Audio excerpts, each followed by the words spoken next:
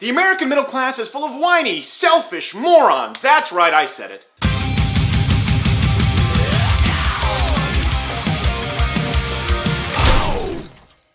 So folks, recently I've been getting a lot of hate mail complaining about one topic in particular. Dear Steven Crowder, hey, face, how about you stop acting like a mouthpiece for the Republican Party for a day and start talking about what really matters, the shrinking middle class. We've built this country tirelessly and selflessly, only to be trampled by the big corporations that you and your Johnny Bravo ne'er-do-well-looking hairdo support. So you think you've pulled the wool over the eyes of old Hank, huh? Well, I've had enough of you nuts.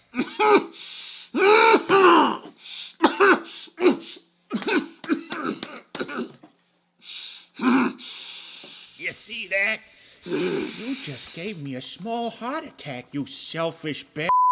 But I wouldn't expect a silver spoon, namby-pamby Cadillac healthcare plan schmohawk like you to understand. Big oil. I tell you this, the middle class will rise again, and it will be glorious. Signed, Hater Hank.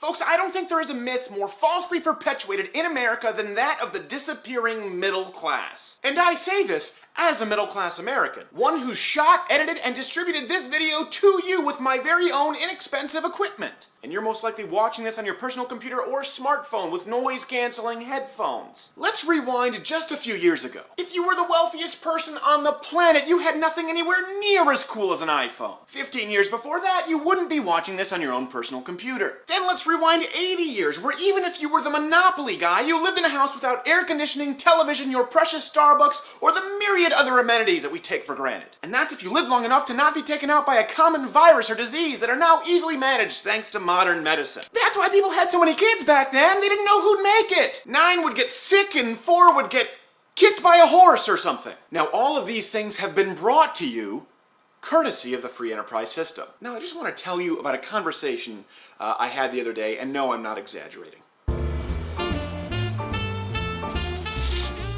Oh my god, is that an iPhone 4G? Yeah, it is. That's so friggin' nice. Yeah, you know, I'm actually pretty grateful for it. It's come in pretty handy for me. That's so cool. I mean, all I have is this 3GS. I guess it's nice because I have the unlimited plan, but I mean, it's kind of slow and sometimes they get crappy service, and I really want the 4G. I was kind of thinking that after my boyfriend got out of lockup, then I might get the 4G. It's so much nicer, so much faster, and you have HD. Is that 30 gig? No, this is just the 16 gig. I didn't really need the... Oh my god, loser! I have to have the 30 gig because I need to have all my tunes on there, you know? I have so much music. See, the middle class is not shrinking. Well, actually it might be in a sense, because earners of over $100,000 a year have actually increased from 12% to over 20% since 1979. So in fact, a lot of the middle class are actually moving into upper class, not lower. See, the real problem here is that the middle class in America today are ungrateful. And today's politicians are all too willing to pander to our selfish nature. I want to get a car, but I can't afford it. Don't worry, we'll hook you up. Cash for clunkers. I keep building a crappy product that nobody wants. Don't worry, we'll bail you out. I want to live in this house, but I can't afford it. We'll take care of you, Fannie Mae, Freddie Mac. Well, the average household income has decreased over the last decades when you adjust for inflation. Yeah, but individual people earn anywhere from 44 to 62% more because the size of the average household has decreased dramatically. Thomas Sowell is brilliant on this. Read his stuff. My point is that when you look at the big picture, historically, the middle class has benefited immensely from the free enterprise system by any measurable barometer. And if you sincerely want to screw the middle class, please, oh please, give the government more of your hard-earned money. 30 gig?